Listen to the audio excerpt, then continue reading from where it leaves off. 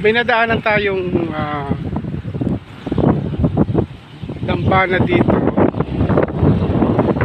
Ito daw yung Alapan Freedom Trail, Alapan Battle. So ito under construction pa ito.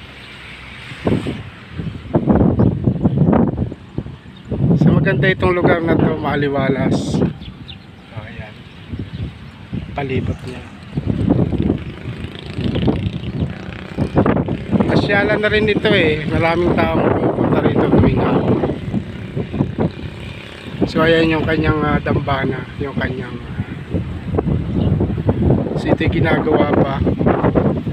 Circle ito. Yung kabilang kalsada papuntang Dasma, doon sa may flagpole doon papuntang Gentry.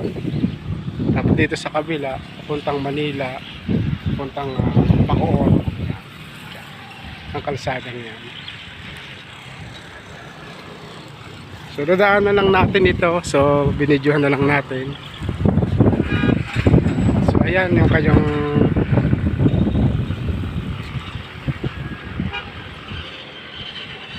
mga dambana.